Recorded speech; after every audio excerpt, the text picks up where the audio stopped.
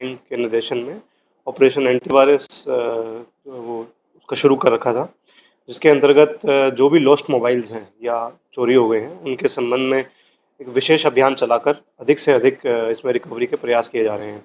इसी अभियान के अंतर्गत एक पोर्टल है जो CEIR नाम से है, सेंट्रल इक्विपमेंट आइडेंटिटी रजिस्टर, जिसके माध्यम से जो भी मोबाइल फ़ोन चोरी होता है, उसकी IMEI डिटेल्स उसमें एंटर की जाती है और जब भी वो फ़ोन कहीं पर भी दोबारा चलता है, तो वो ट्रेस हो जाता है। इसके लिए करीब जब जब से ये रजिस्ट्री स्टार्ट हुई, उस समय से करीब 239 के आसपास गुमशुदा मोबाइल्स हनुमानगढ़ पुलिस के द्वारा रिकवर किए गए हैं। पूर्व में करीब 131 मोबाइल हम लोगों को पहुंचा चुके हैं और आज 108 मोबाइल्स जो हैं वो लोगों को सुपुर्द किए जा रहे हैं। इन मोबाइल्स की कुल कीमत करीब 70 लाख रुपए से अधिक है। हमारा आमजन से ये आग्रह है कि यदि उनका फ़ोन कभी गुम हो जाता है, चोरी हो जाता है, तो वो राजस्थान पुलिस की वेबसाइट के ऊपर भी लॉस्ट आर्टिकल्स के अंदर जाके अपनी कंप्लेंट दर्ज करा सकते हैं। साथ ही जो CEIR पोर्टल है, उसके माध्यम से भी अपना फ़ोन जो चोरी हुआ है, गुम हुआ है, उसके बारे में शिकायत दर्ज करा जा सकता है। देखिए, इसके लिए जो हमारे जितने भी थाने हैं, उनमें एक साइबर हेल्प डेस्क है, जो निरंतर इस तरह के जो कंप्लेंट के जो फ़ोन्स हैं, जो आ जाते हैं, जो गुम हो गए हैं, उनको ट्रेस करने के लिए लगे रहते हैं। जैसे ही वो कहीं उसकी आइडेंटिटी पता लगती है, वो रिकवर करने के प्रयास किए जाते हैं।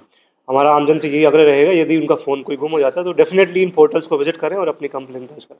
देखिए, जिला कलेक्टर साहब के जो है निर्देशन में भी और राज्य सरकार की भी मंशा है कि नशे के ऊपर निरंतर कार्रवाई होती रहे। इसके अंतर्गत मानस अभियान की शुरुआत की गई है, जिसके अंतर्गत अधिक से अधिक कार्रवाई और साथ ही अवेयरनेस प्रोग्राम्स जो हैं वो ग्राम मोहल्ला स्तर पर इसके संबंध में शुरू किए जा रहे हैं।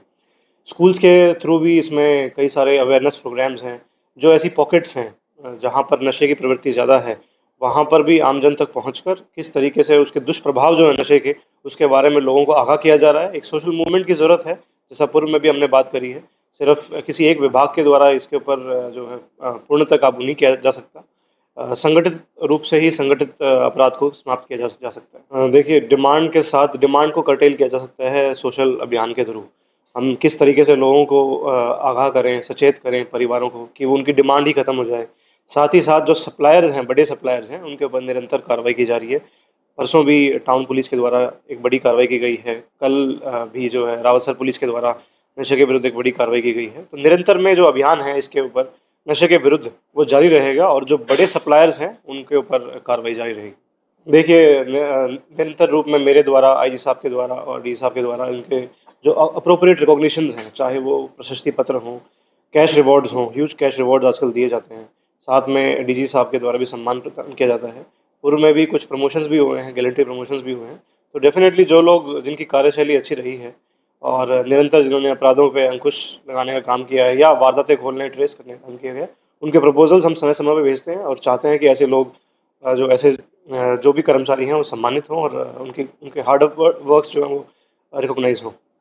डेफिनेटली उसमें भी कुछ सिग्निफिकेंट इनपुट्स हमारे पास हैं, चूँकि ये एक गैंग के तौर पे काम करते हैं, तो इस तरह की और भी वारदातें कुछ जगह हुई हैं, जो अदर स्टेट्स की पुलिस है उनके साथ भी इसमें टच में है और आशा है कि जल्दी वारदात खुलेगी।